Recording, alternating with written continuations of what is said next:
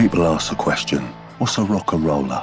And I tell them, we all like a bit of the good life, some the money or the fame, but a real rock and roller wants the lot. I actually was a little sick that day, so. And I didn't want to kiss him because it was just not a good idea. What a time to be sick.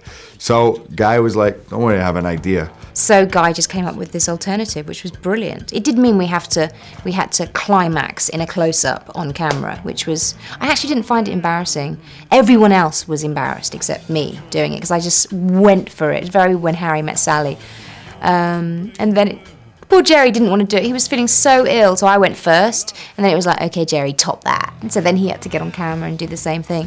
And so then they used, you know, a couple of beats from that to make this brilliantly witty love scene. And we ended up doing, you know, perhaps the most unusual, quickest sex scene in film history.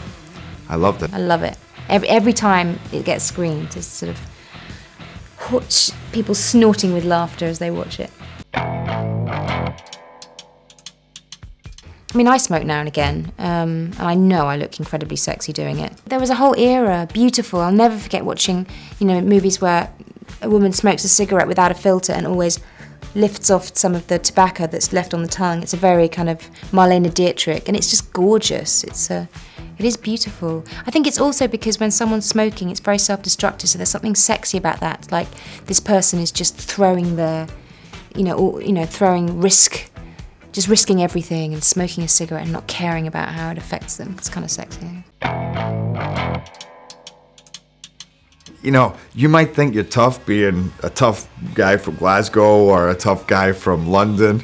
These are Chechens, and that idea that there is nothing you can do to a Chechnyan, you know, they've got stem grenades, a tank ran over my leg, you know, it's like, it's so crazy that there is nothing you can do to kill these guys. You shoot them with machine guns, you stab them, you hit them over the head with a bat, they'll just keep coming and keep coming like this, you know, locomotive train. That idea was hilarious to play with. And because I actually think 1-2 is pretty tough. You get the idea that he could be good in a fight. But this is a Chechen. They're like made of iron. A blanket ship! Rock and roller.